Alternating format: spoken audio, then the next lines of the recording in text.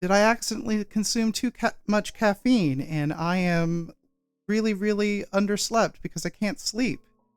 These are things that happen to us. I'm targeting someone in the audience right now.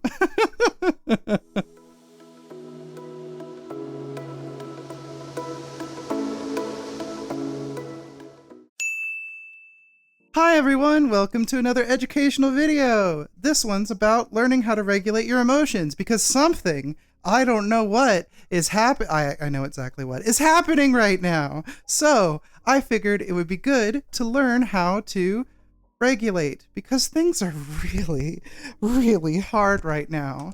So yay!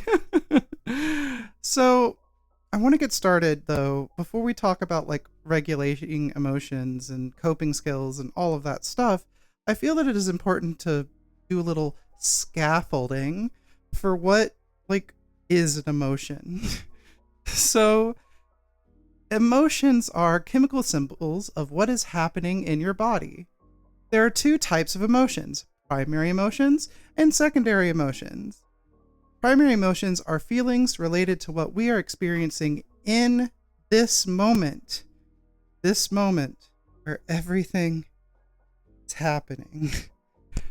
Secondary emotions are emotions about our feelings. So basically, you can have a chain happening where you have a primary emotion leading to secondary, which leads to tertiary or more secondary, on and on and on and on. So it's really important to deal with our emotions as we are experiencing them or regulate them. So common causes of dysregulations are body needs, hormone cycles, hunger, thirst, life stressors, like, life under America right now, grief, loss, conflict, feeling rejection, harm, basically anything that you can imagine that can cause stress on the body in any capacity is a way that dysregulation can happen. So the human nervous system, and this is kind of where we're talking about stress, is divided into two sections, the parasympathetic and the sympathetic. So the parasympathetic is basically where we're resting, we're digesting, we're dealing with the waste and everything in our body. We're taking care of ourselves. It's where we are when we are relaxed as humans. And the sympathetic nervous system is our stress responses, fight, flight, or freeze. Each stress response does different things to our body. Small correction, the parasympathetic actually also controls freeze. It's just a different part. Ventral vagal controls the rest and digest, and the dorsal vagal controls the freeze mechanism. Fight and flight, I want you to think of basically kind of two sides of the same coin. It's where you can do things. You feel like, okay, there's something in front of me and I can do something about it. Either I can do like, okay, I can run away. I can be like, oh, snap. Or like, I can like fight it. But freeze is where we shut down. This is actually the most activated we are, is freeze. Because we do that when we're about to die as animals, when we think nothing else is going to work and we are just going to do nothing. What we do when nothing else will work. You'll notice that freeze is something that you can easily get caught into and not realize it because it's hypoactive. We feel like it is less intense than fight or flight because we're trying to actually make something happen.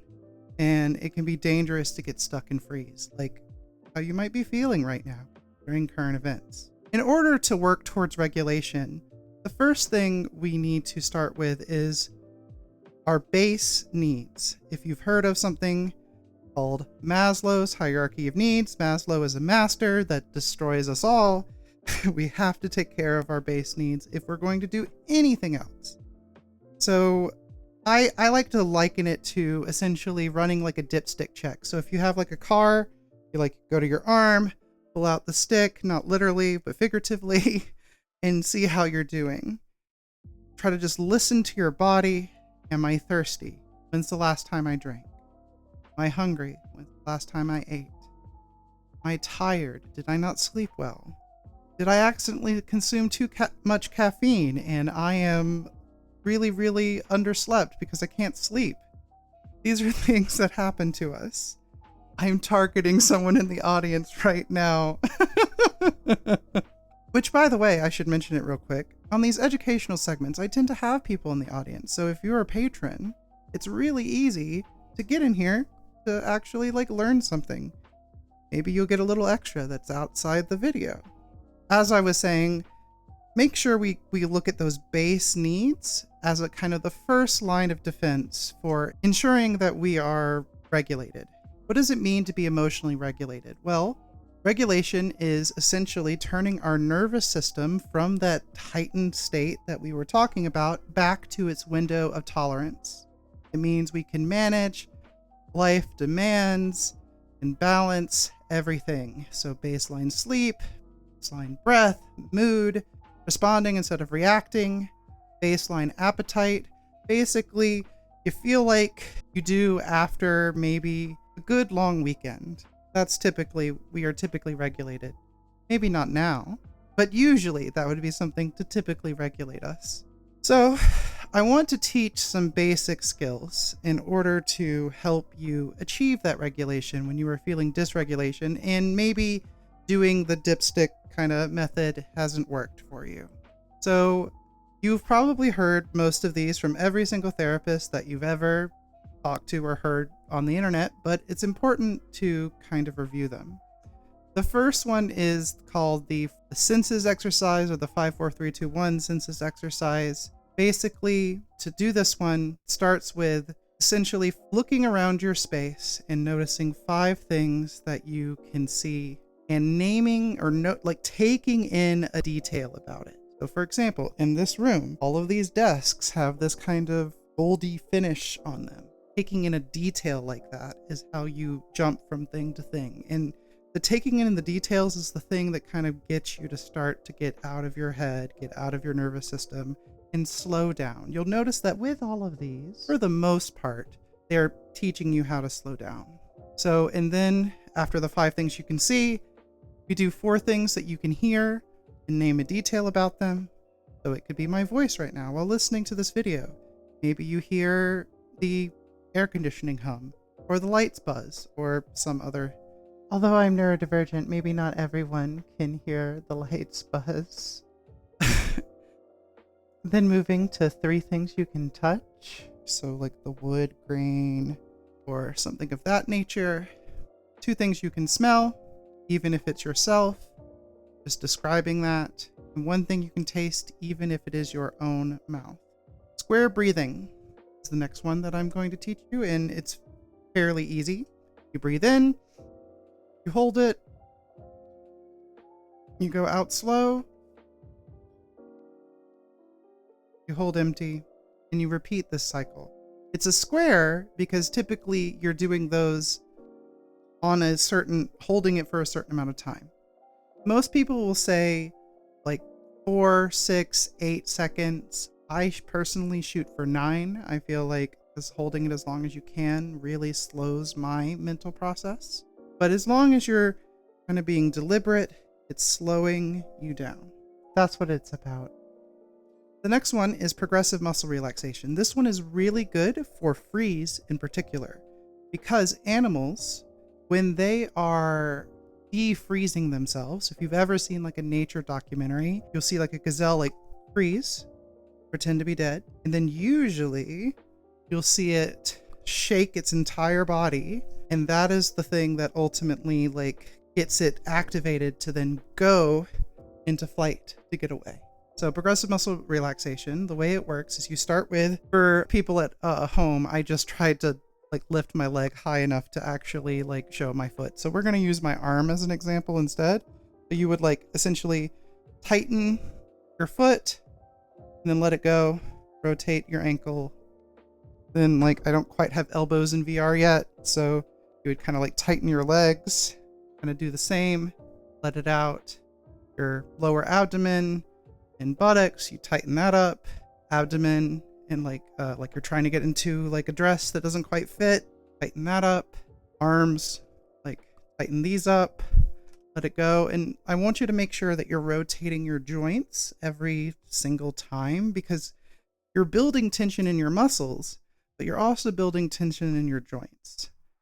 I want to make sure you get that tension out too. And then finally, your face. Obviously in VR, because I don't have face tracking, you can't see it, but it would make your face like really tight, like an angry baby. And then let it go.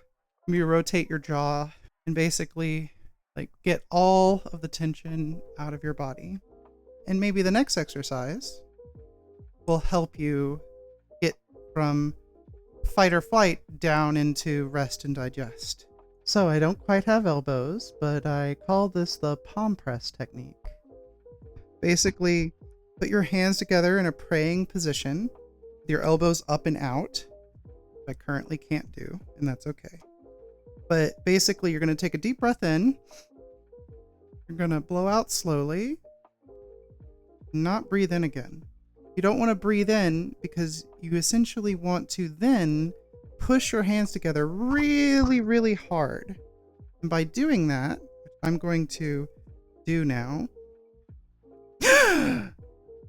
you do a gasp response. And basically what that does is it kind of resets you out of that fight or flight. Like, you're building that tension again, and then you're trying to like win a fight essentially, or run away successfully. And then you let it go. Coasting out from fight or flight down into rest and digest. A way to kind of bring you back to baseline. Other techniques where we tap all over the body to kind of like define the container to show where we are to ourselves. That's another thing that can be very grounding. There's a squeezing variation where we squeeze the container, which again, it's the building tension and letting it out again. These are all techniques in order to regulate yourself. But I want to give you one, and for those following along with the notes in my audience, I did mention this one, I forgot. This is kind of one that you will use when you are at an 11, when you are the most freaked out. We call this technique exploiting the mammalian dive reflex. And what that is basically all mammals, when we dive into a pool, we do this thing where our brain shuts up. And we're just focusing on how long we can be underwater until we can't be under it anymore. So if you literally feel like you need to, you can fill a sink or a tub with water and dunk your head in. Do that until you can't be in it anymore and let it out. It's even better if you can add some ice cubes, because there's also a temperature shock. This is really useful. But you can simulate this by getting like a floppy ice pack, resting it over your eyes, tilting back and leaning forward, and letting go and repeating. Just that cold temperature combined with holding your breath can help you kind of simulate the actual dunking process. I think other coping things that people do in these times, like right now, content warning, are things that help, but it isn't ultimately useful. Things like cutting. The reason why people cut is basically when they do that, it's very similar to the mammalian dive reflex in that like your body is under stress and pain, and it makes the brain shut up. There are resources out there that can simulate this. People use like a rubber band on the wrist, or there's this one tool that's been going around TikTok called little ouchies. Basically, it's this, I'll put it on the screen, but it's for the people here, it's this oblong, or people just listening, it's kind of this oblong thing with bumps on it that if you squeeze, it will kind of, if you've ever seen like a meat tenderizing hammer, it will kind of like create that pattern on your skin and kind of activate those nerves and make again, it's very similar to the same thing that happens when we cut, is like it activates and make us go, are we in danger? Which makes our brain shut up. This is like, again, these are for when you're at 11, using tools like this. A coping skill, even if it isn't ultimately the best for you, is still a coping skill. In order to increase what you have going on, it's important to add new coping skills. instead of trying to stop the not preferred coping skill, instead, if you add additional ones, it helps with essentially trying to get us used to doing coping other ways until we don't need the one that we had that isn't ultimately good for us. Yes, and someone in the audience says stop at a 7 before it hits 11. That's another thing to consider too. Some people think that all of these coping skills, they tend to think, oh, I shouldn't do them because it's not that bad. I can handle it. I want you to use like a D&D metaphor to help you with this. So basically, when we cast spells in Dungeons and Dragons, you cast a spell at certain levels. And some of these coping behaviors, like say the square breathing, maybe you don't really need that until like a level 6 situation, but it's a level 3 spell. You can remember to do that early on. And by casting it in a situation where maybe you don't need it yet, will make you remember that it exists. So when you're more elevated, your brain will be more apt to remember instead of just riding the stress response cycle to its conclusion of essentially tuckering you out until you can't be that way anymore. So by doing coping skills, and someone says, I don't realize I'm feeling anything until you're at the height. That is interesting. Like I was saying before, it's really important to kind of check in with ourselves. And we're going to talk about that a little bit later in the presentation about how to make sure we check in with ourselves to ensure we're taking care of ourselves. Basically, the barriers to being regulated. To finish the metaphor before moving on, doing the coping behavior, even if you don't feel like you need to get used to having it in your toolbox, will help you remember it when the time comes. There are two different types of regulation: self-regulation and co-regulation. So self-regulation is basically everything that I've just described are versions of self-regulating. There are ways to ourself manage our bodies. Co-regulation is where we use other people in supportive relationships to help us regulate our emotions, regulate our nervous systems. This can be through coaching, modeling, feedback, the kind of mirror neuron system. When you care about another human, when you see that person being relaxed, you're more apt to relax. That's actually why crisis people, intervention people, they tend to talk really quietly and slowly down here. Do that because they want the person in crisis to co-regulate. So, how to co-regulate? Hugs, cuddles, pets, being present, breathing exercise, getting reassurance, validation, empathy, practicing vulnerability. Asking is how we co-regulate. A word of warning: sometimes people will realize that co-regulation works really, really well, that they do not build the ability to actually self-regulate, or vice versa. They basically lean on one or the other too much instead of having balance and being able to do both.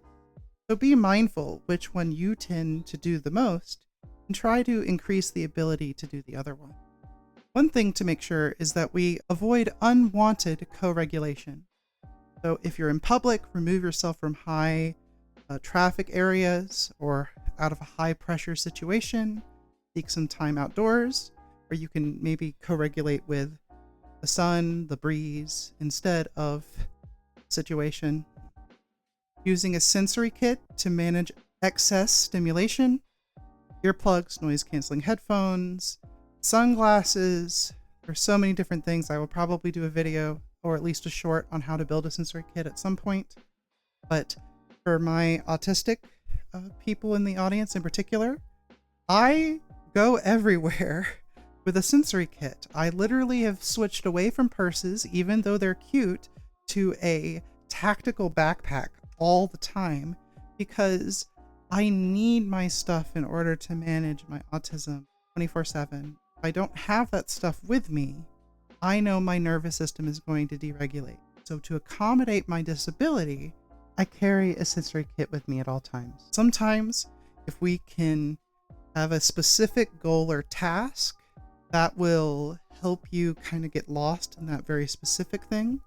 For example, when I was younger, really struggled being at conventions. But when I started volunteering for conventions and I had a purpose and a task and the reason why I was there, it helped me feel grounded, like I knew what I was doing. I didn't get lost in the soup of the big convention hall because I knew what I was supposed to be doing. And that helped me to be able to enjoy the space that I couldn't otherwise do. Using visualization exercises in order to create space and to feel like you have a sense of safety.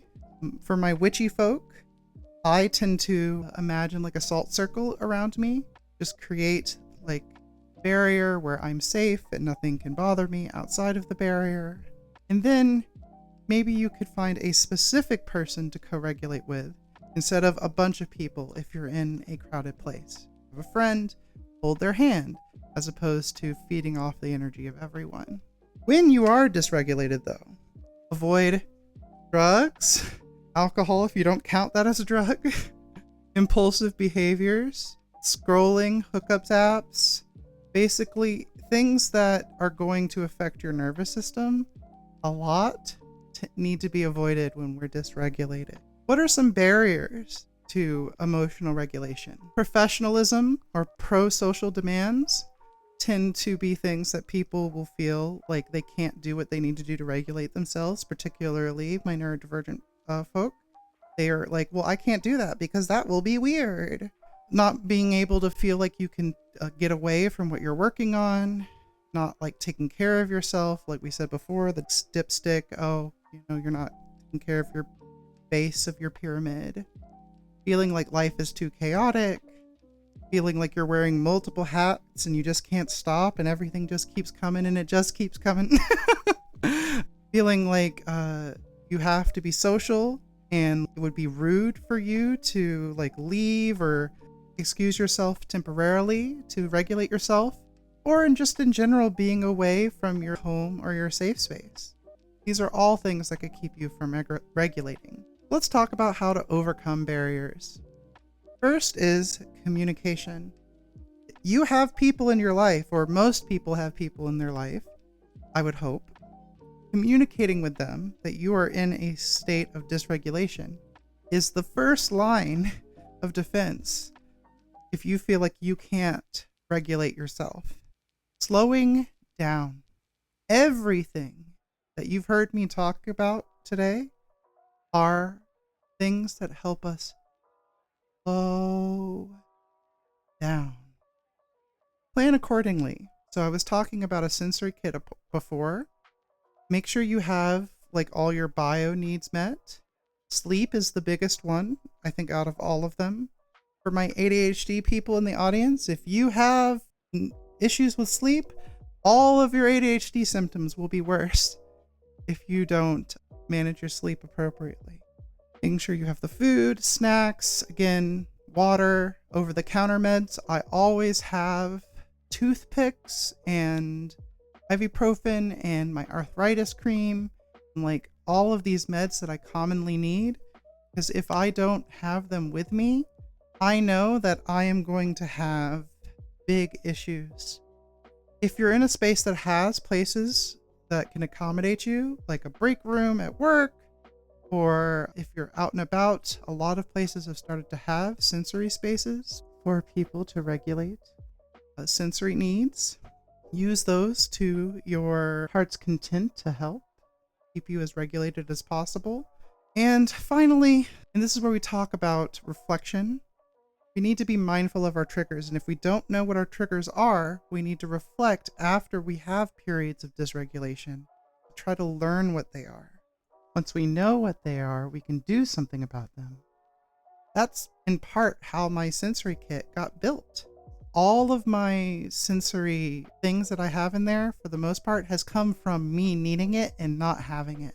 So learning about your triggers will do things. And also, talk about that a little bit. Sometimes using one of your tools, even if seems a little paradoxical, might actually help you. For example, I hate IKEA and Home Depot.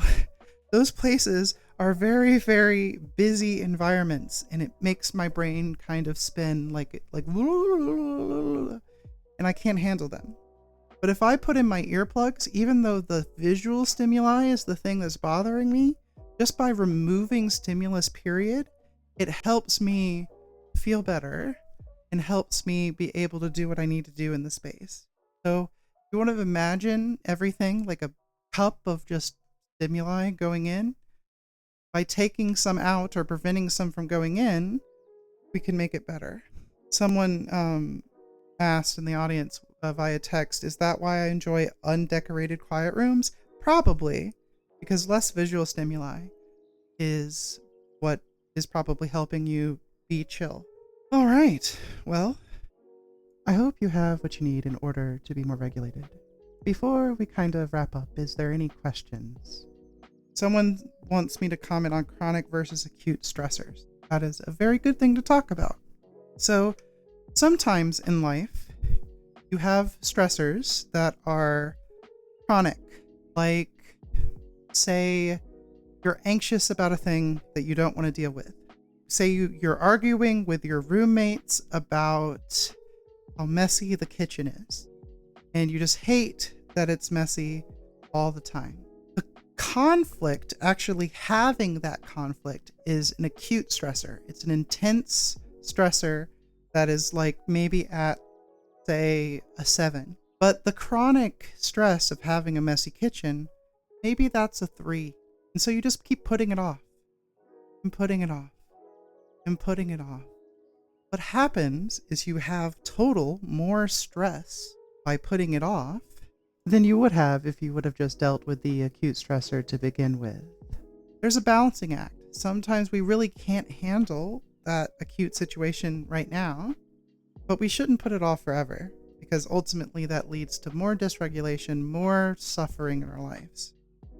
So my avoidant types, I want you to evaluate how you manage that dance between those two things. And then my more anxious types that just want to resolve things immediately. Sometimes you won't have the spoons to resolve the conflict immediately. It's one of those things where you just have to try to keep balance, like I said.